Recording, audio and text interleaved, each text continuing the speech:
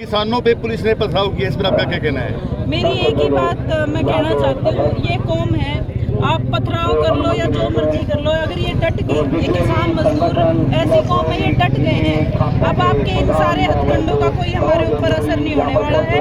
हम डटेंगे, लड़ेंगे। पीछे 13 महीने में आपको झुकना पड़ा था, अब जितने दिन भी लगेंगे उतने दिन इस लड़ाई को लड़ेंगे। जो किसानों की मांगे और जायज मांगे, और क्या क्या मांगे हैं?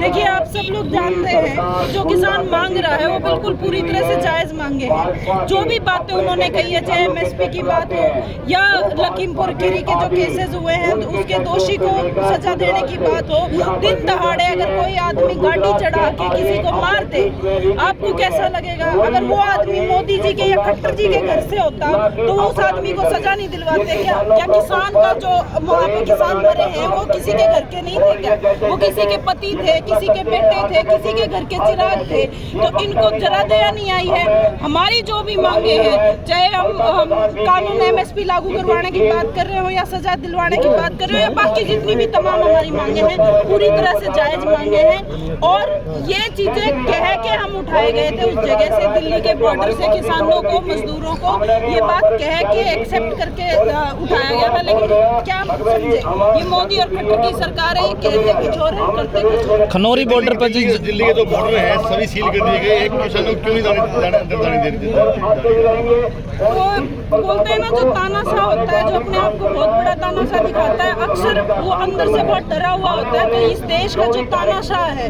वो अंदर से बहुत डरा हुआ, बहुत डरपोक इंसान है और इसलिए उसने अपने घर के दरवाजे बंद किए हैं। लेकिन ये किसान है, ये मजदूर है, ये जिस दिन इन्होंने तय कर लिया ना कौन से बॉर्डर करोगे, तुम्हारे बंद करोगे, तुम्हारे समझ में नहीं आएगी। जिस दिन हमने सोच लिया पहुंचना, फिर हमें कोई रोकने वाला। फिलहाल किसानों ने कोई दिल्ली को उसका वापस लिया है कि हम 4-5 दिन के बाद में कुछ करेंगे तो फिर समझ जुटाएंगे। इसको आप किस रूप में देख रहे हैं? इसको हम इस रूप में देखते हैं, शेर को जब शिकार करना होता है तो वो अक्सर 2 कदम पीछे लेके तब आगे को कदम बढ़ाता है। तो ये शेर के 2 कदम पीछे है। इसको मोदी जी अपनी जीत ना समझ लें, शिकार करने हम आए। सोनिया गांधी प्रशासन को क्या चेतावनी है, सरकार से क्या मांग? मेरी जो भी मांगे, मेरी इकलौती कोई मांग नहीं है, ये मेरे सारे समाज की, मेरे किसानों की, मजदूरों की, उन घरों की मांगे हैं जिन घरों से मेरे जैसे बच्चे निकले हैं, पैदा हुए हैं हम लोग। जो भी हमारी मांगे हैं पूरी जायज मांगे हैं, हमारी मांगों को पूरा किया जाए।